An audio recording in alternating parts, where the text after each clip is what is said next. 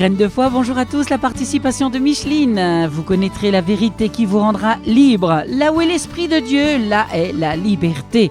Relisez cette parole dans l'Évangile de Jean, chapitre 8, verset 32, et dans le deuxième livre des Corinthiens, chapitre 3, verset 17. La question, qu'est Jésus pour moi ?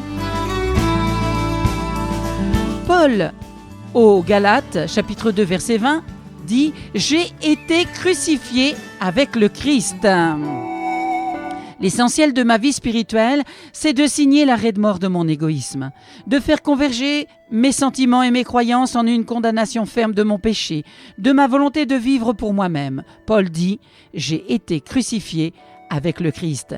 Il ne dit pas « J'ai résolu d'imiter Jésus » ou bien « Je m'efforcerai de le suivre », mais il déclare qu'il s'est identifié avec le Christ dans sa mort. J'en suis venu là, alors l'œuvre que le Christ a faite pour moi sur la croix s'accomplit en moi. Oui, quand j'en suis venu là. En me donnant entièrement à Dieu, je permets au Saint-Esprit de faire naître en moi la sainteté de Jésus-Christ. En un sens, je vis encore, je suis encore le même individu, mais l'esprit qui m'anime n'est plus le même. Mon corps est toujours là, mais mon satanique égoïsme est anéanti.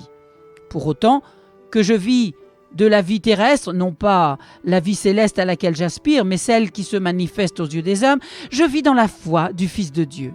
Il ne s'agit pas d'une foi en Jésus-Christ que Paul aurait eue par ses propres moyens, non, mais de la foi en Jésus qu'il a communiquée à Paul. Il ne s'agit plus d'une foi qui est à elle-même son propre soutien, mais d'une foi qui nous enveloppe et dépasse infiniment les bornes de notre pensée, de la foi de Jésus lui-même.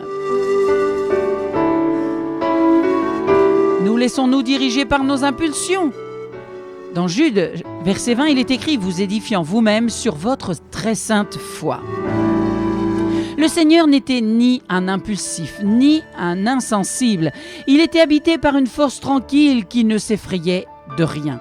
La plupart d'entre nous vivent leur vie chrétienne selon les tendances de leur tempérament et non selon la volonté de Dieu.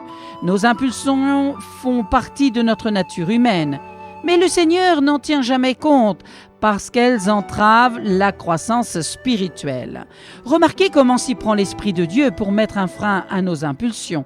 Ces entraves touchent notre orgueil, nous font perdre la tête et nous poussent aussitôt à prétendre que nous avons raison.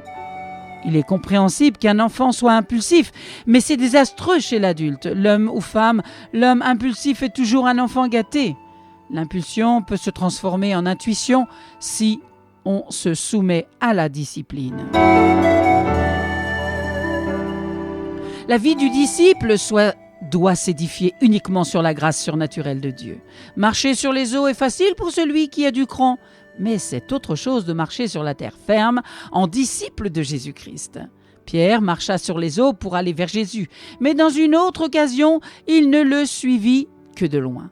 Nous n'avons pas besoin de la grâce de Dieu pour rester fermes dans les moments de crise. Nos ressources humaines et notre fierté nous suffisent et nous permettent de faire face. Mais il faut le secours de la grâce surnaturelle de Dieu pour vivre en chrétien 24 heures sur 24.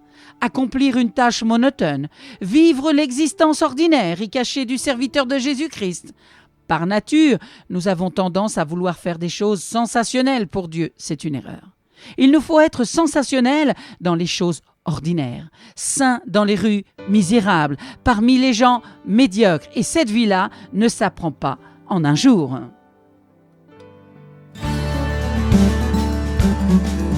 Merci pour votre écoute. C'était Graines de foi, la participation de Micheline et le concours de Tout pour qu'il règne @yahoo.fr avec bien sûr l'aimable autorisation des éditions de la Ligue pour la lecture de la Bible dans un livre qui s'intitule Tout pour qu'il règne.